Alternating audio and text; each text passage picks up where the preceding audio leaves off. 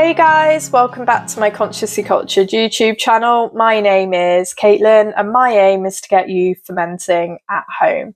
Today I'm going to be talking about something a little bit different. It might seem a bit off topic, but for those who know me and know my story and the reasons behind why I've set up Delia Fermented Foods and this YouTube channel will know that I suffer with IBS and I have done for most of my life. Even though I now have a really deep understanding of gut health, I still get flare-ups from time to time. I find stress can be a major factor. I may still indulge in foods that I shouldn't necessarily be indulging in, and I can get the IBS flare-ups. So, constipation, severe stomach pain that just doesn't shift. And today I wanted to talk about something that I have found that has been a complete game changer for me, and that is bone broth. So bone broth is absolutely amazing for helping to repair the gut lining. It contains many amino acids that can help reduce inflammation, gelatin, collagen, and there are studies that have shown that it can help repair the gut lining as well. I will kind of include that somewhere in the video so you can have a look at that. I make my own bone broth and I will do a little demo to show you how I do that. Basically, all you need is a chicken carcass. So for example, if you have made a roast chicken, just keep all the bones and the main body of the carcass. And all you need to do is put that, ideally, a slow cooker is fantastic. So a slow cooker with a litre of water, a tablespoon of vinegar. What the vinegar does is it just helps to extract all the goodness from the bones, and set it on low for 24 hours. If you don't have a slow cooker, you can do it on low on the stove. I have just done it for 2 to 3 hours on the stove top. That's good enough. Yeah, you have this really delicious bone broth that has so many incredible benefits. Depending on how bad my flare-up is, I might have kind of 3 across the day, just a cup of bone broth warmed up, kind of 1 before each meal. If my flare-up's not that bad, I might just have a bone broth in the morning. You could use beef as well. When doing beef bone broth, I'd always recommend roasting your beef bones prior to cooking in the water. It just, again, really helps to extract all the marrow and things from the bones. If you are finding that making your own bone broth is a little bit faffy, there are some brands that I will go to if I don't have any chicken carcasses. Go-to one is Freya. So Freya bone broth, it comes in a 500 ml carton. They do beef, they do chicken, they do fish. Not a fan of the fish, I'll be honest, but the beef and the chicken are fantastic. I like them because they're shelf stable. The bone broth doesn't have to go in the fridge. You can keep it on the shelf, which is great. And because it's a carton, it's got a twist top lid, so you can kind of consume it throughout the day, close it up. You can have it cold, you don't need to warm it up. So it's a really good quick option. Another brand that's really good is Borough Bone Broth. I believe you might be able to get Borough Bone Broth from Waitrose and perhaps some of other health food shops around.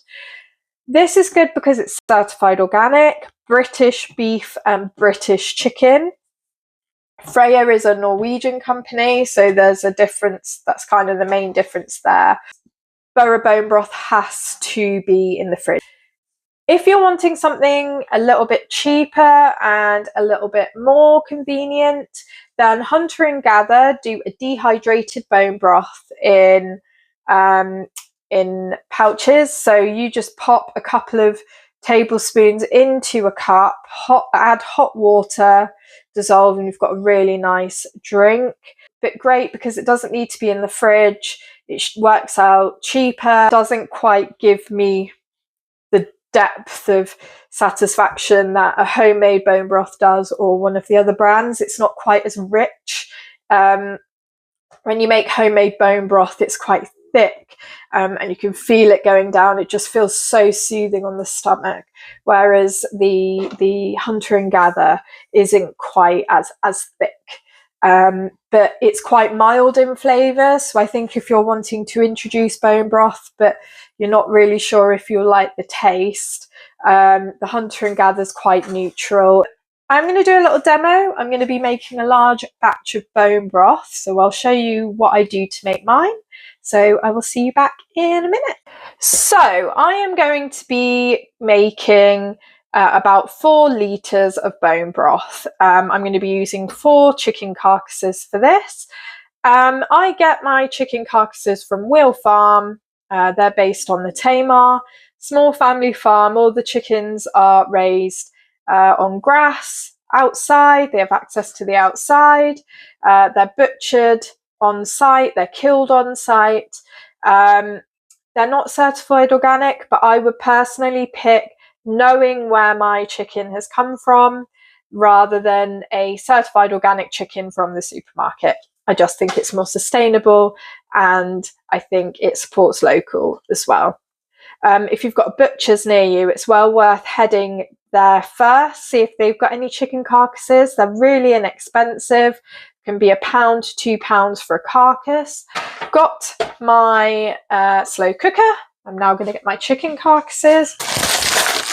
I don't bother roasting these first. I find that it doesn't really make much of a difference. Just get my water now.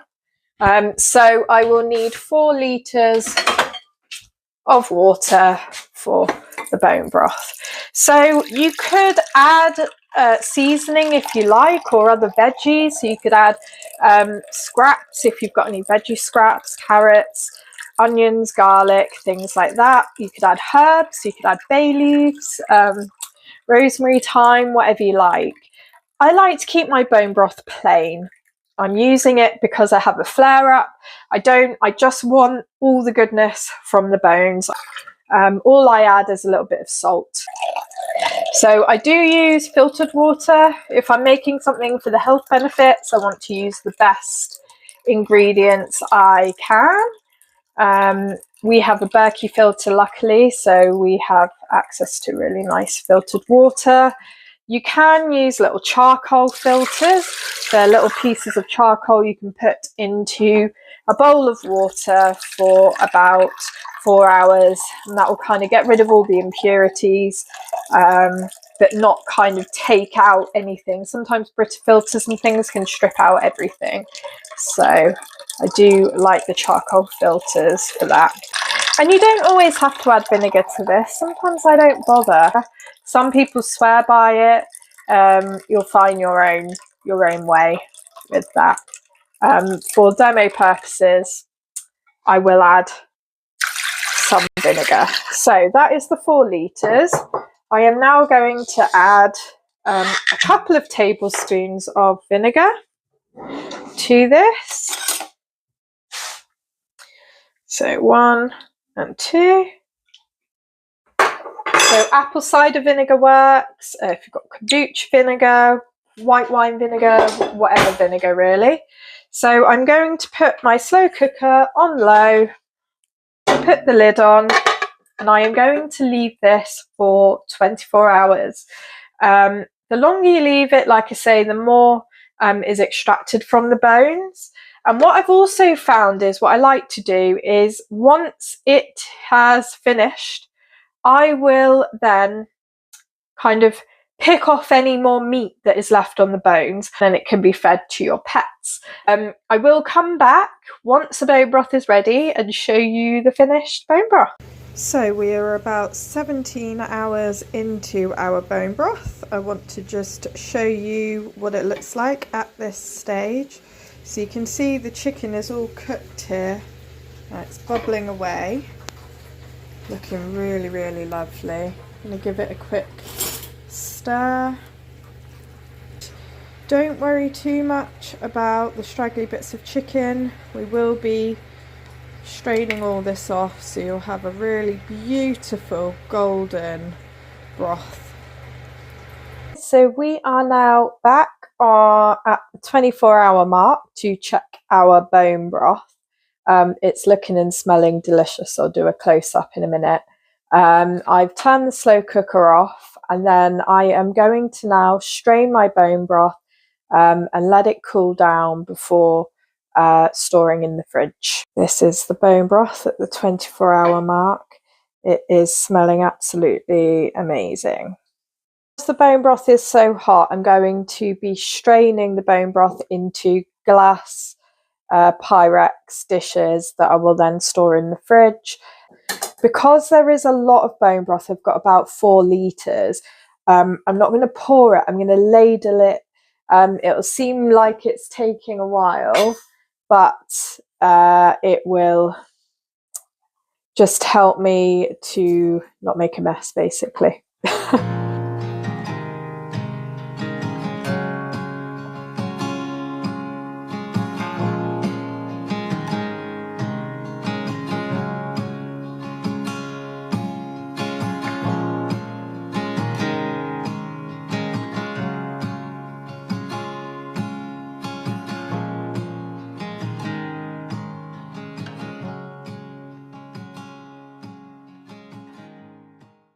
So I have about just under 4 litres of stock all in all. I'm going to let this cool down. There will be a layer of fat on the top that you can scrape off. I do have a fat separator, which is really handy as well. But just look at that golden colour, really, really beautiful, nutrient rich stock. Guys, it has been about 12 hours since I put the bone broth in the fridge.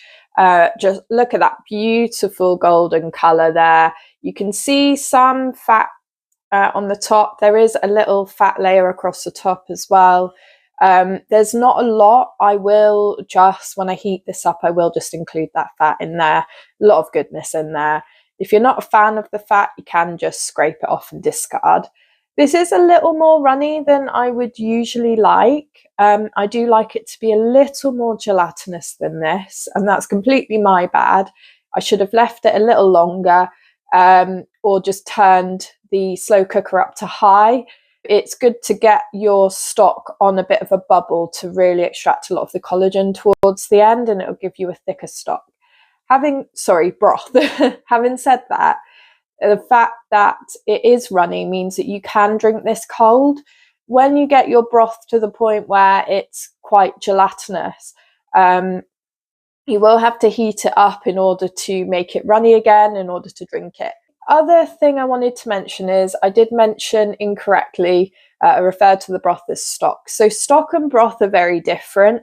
The main difference is length of time. In a stock, we're wanting to make a real concentrate. So we want to reduce the liquid down significantly so you have a really intense flavoured stock.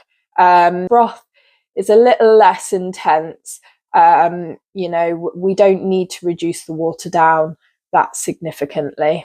And if you're not a fan of the really meaty flavours of the bone broth, you can add this into your cooking. So you could add it to, if you're making a chili, if you're making a curry, if you're making soups, stews, things like that, anywhere where you'd be adding water, you can add the bone broth. So it hides that flavour, but you're getting all the goodness there. But honestly, I don't think there's anything better than a cup of bone broth. You know, I've talked a lot about when I have a flare-up, you know, I drink a lot of this, but you know, I do drink this as often as I can, just in general. I'd make it every day if I had the time. Because it has so many amazing benefits. It's amazing for the skin. You know, we lather on all these creams, anti-aging creams, you know, collagen this, collagen that. But this bone broth is absolutely amazing. It's a powerhouse of nutrition. And yeah, I really hope you give it a go. If not making bone broth, definitely check out one of the brands I mentioned earlier on in the video. Give them a try. You've got nothing to lose, really. And if you have given this a go, please comment below. I'd love to hear about how you got on with it. And if you have liked this video, please like, share, subscribe if you can. It does help the videos to get out there to more people, so I do appreciate that. And yeah, thanks for tuning in and see you soon. Bye.